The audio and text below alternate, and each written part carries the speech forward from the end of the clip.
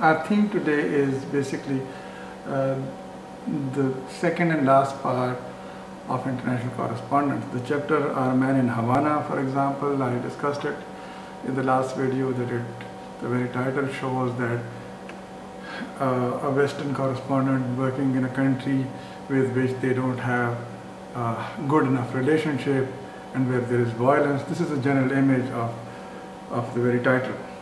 And we discussed many things in the last video, but let's just pick up from where we left. And there are a couple of terms like foreign local and local. Foreign local means that those news that are gathered, like Washington Post, New York Times, they give international news. So for journalists in the US and many other journalists across the globe, these are kind of ready-made stories to rely on. So this is one source of information that they have. A local foreign is a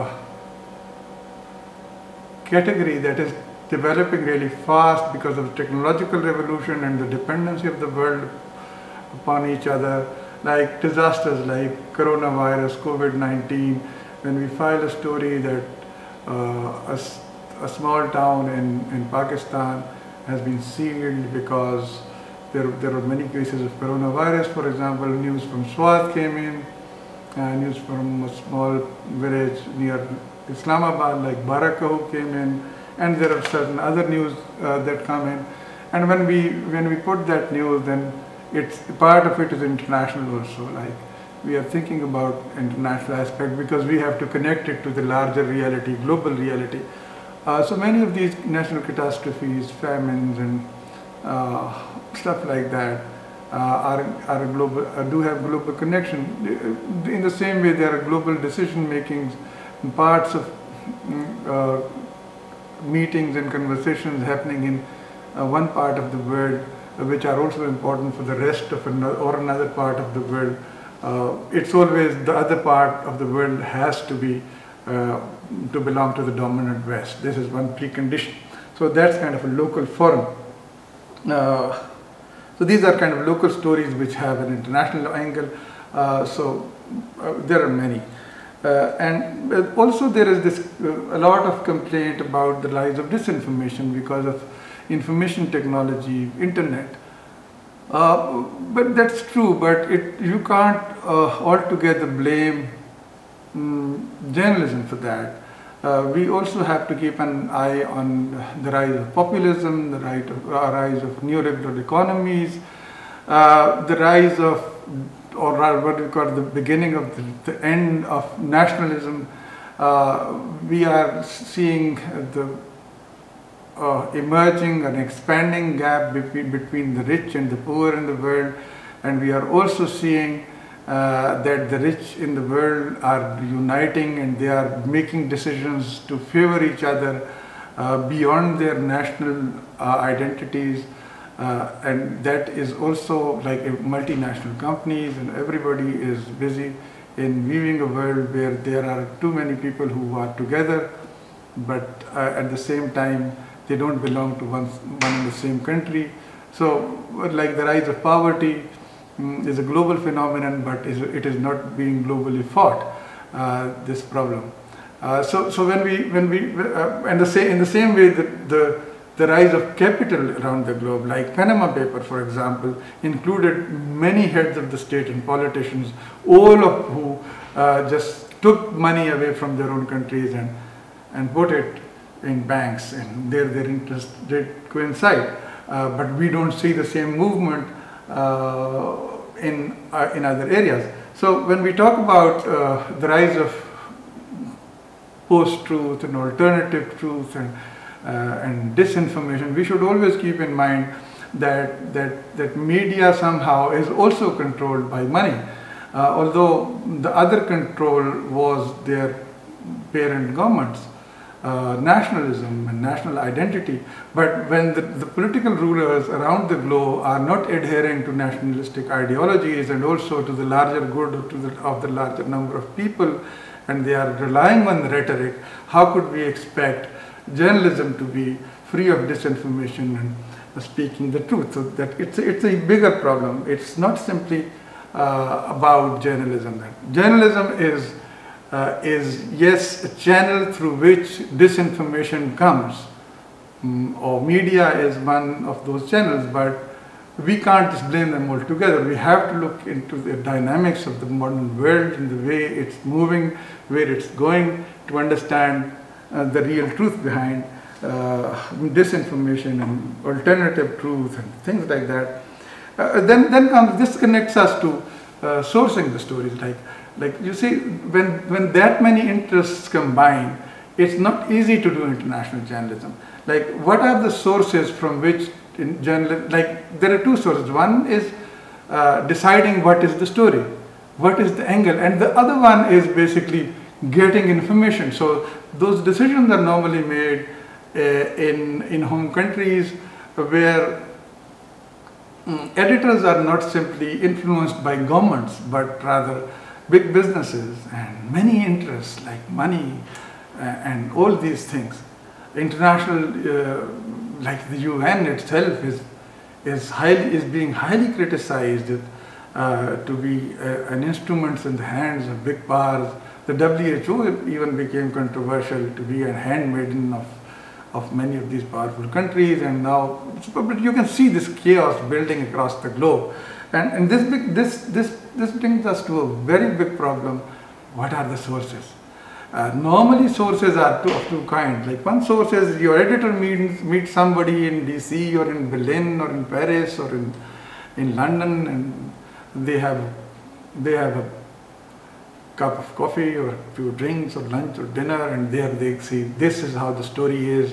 They meet somebody from the country where you are working, and they say this is the story and I have the story, and you just furnish some other information, which is really difficult. Like, having eyes and hands on the field, not deciding what is the story, is really a loss of a lot of money. Like, most of these journalists are in routine earning $450,000 a year, and if you are paying that much to somebody and then you say, okay, this is not your story, this is what I am asking you to do, then home office, then your own personal baggage, like your own prejudice of being from a developed country, and you come into a developing country and you say everything is a chaos and I am here to fix it, and let's see what's right and wrong, and you see the right and wrong within your own perspective, your own personal baggage, your own cultural bias. That's what Edward Said calls a restricted cultural lens. A restricted cultural lens is nothing else but your judging of a human situation by standards of your own backgrounds, and that's where the problem begins. Like, you talk about health and hygiene, you talk about freedom, you talk about I won't say human rights, because human rights is another topic. It's I won't say that if you judge any country by human rights violation and you say this is part of their culture, no, that's not true. There is a universal standard.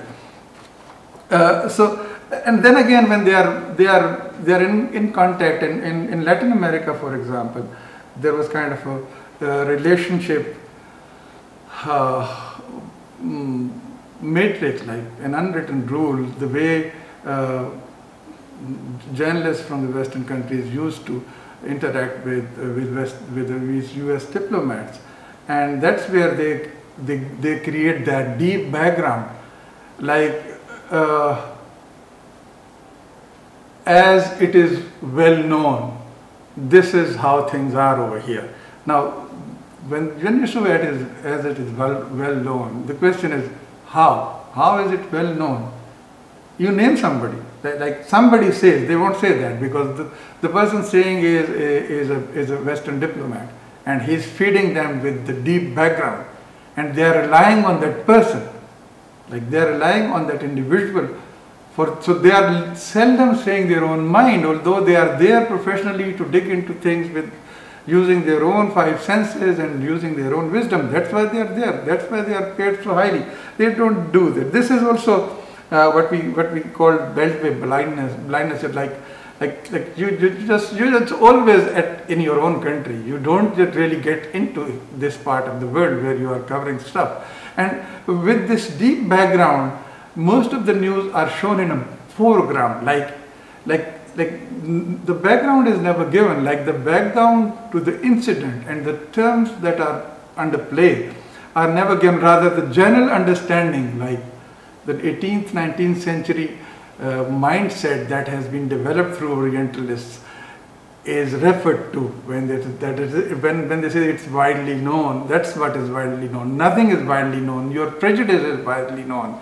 You are not relying on facts to really understand a human situation, and that's where all the mistakes are done. And it's rather these are the glasses through which they see the world, through this restricted cultural lens.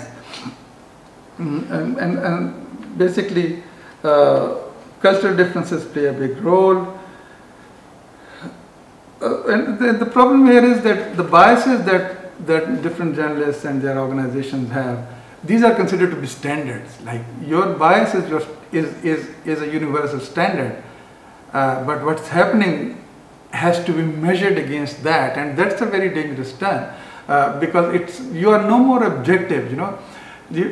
Truth is basically sacrificed at the altar of a story. So you want a particular story with a particular deep background, which is deeply rooted into prejudice, which is deeply rooted into many strands of oppression, and then you say, here it is. So you know already that these people are barbaric, so they killed another few amongst them. See how dangerous it could be if they are let into our world, and that's where the narrative gets built.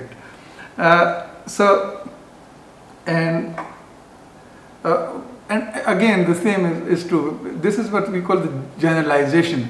The generalization is basically when you say that you ask somebody within your own cultural context for expertise, and they said, I know this is how it happened. So you are accepting a borrowed wisdom, not your own mind, and that's where things go south. So it's really difficult to speak truth. And then one other thing is what we call pack journalism. Pack journalism simply means that journalists are especially after 9/11, and when things became very dangerous, and there is a lot of war going on, and war is where news are. So they are kind of put into one place and survive. And so there is a competitive and cooperative environment at work. They want to have a scoop, but again they would like to discuss things together. And this creates an environment which is a homogeneity of information going out. So there are minor differences in the story. The pack just gives the same story. They are together, they are bored, they are out of their own context, and they are afraid, they are confused, and their movement is restricted. So what they do is normally they sit together, and with minor differences they file the same story. Now the problem is, if somebody is innovative and courageous enough to file another story which is different than the rest, their organization won't accept it, because they think that the truth is already there. If the French guy is saying this is the way things went, and the English guy is saying the things went the same way, and the American guy is saying the things went that same way, so how is the German guy giving another story? So it should be somehow uniform, which is really dangerous. And it's also, so they compromise somehow the scoop. But one last point is that this brings us to a point where we can't really decide whether a spot reporter is the one who does the job or an armchair analyst who's sitting home. Both of them claim that they have precedence over the other, but I think I'm still in favor of the on-the-spot guy, but an on-the-spot guy who's not there for 2 days or 5 hours, and who can really get rid of his cultural baggage, his personal baggage, and who has an understanding, a larger and clearer understanding of a human society. One last thing that I would like to talk about is that when we talk about journalists and we say all of these guys are harassed and less paid and they are in danger and they don't get their due space in the media, we forget a group of international journalists who work in their hometowns, whom we know as stringers or fixers. Like, these are people who work for international organizations, who have experience in international journalism, but their stories never see the light. And as the saying goes, that a foreign reporter is as good as his local press. So their proverbial lifting right, they see a story in a local newspaper, they take it and they publish it in international without any qualms of conscience that this was somebody else's story. Do you need to give credit to that person? Do you need to give him some money? Do you need to give him some recognition? They don't do it because they say, we have given it a bigger stage. I'm sorry, but it's kind of a transformed form of white man's burden, just giving your story a bigger space. And also, these journalists who travel with you, after 9/11, people used to derisively call local journalists in Khyber Pakhtunkhwa, then NWFP, porters instead of reporters, because they used to carry the bags of international journalists. These were the guys who were experienced in the field, knew local language, had worked with international media, knew everything about it, but they were never given any share. And then the biggest problem was that when the story was narrated, the international journalists used to fly back home, whereas in this environment of militancy and hatred and violence, the local journalist had to face the pressure and oppression and violence of the militants and all the forces that were at play. More than 120 people died in Pakistan in the line of duty. Most of these people were international journalists. So when we talk about international journalism and we talk about them, how great the job they are doing and how less they are compensated, we should always keep in mind that we should talk about the whole community, and we should not forget that in the chain of oppression, international journalists coming from the West are also oppressors. They are not simply the victims, but they are perpetrators of this exploitation which goes down on local journalists. So unless and until this is sorted out, it won't work. Thank you.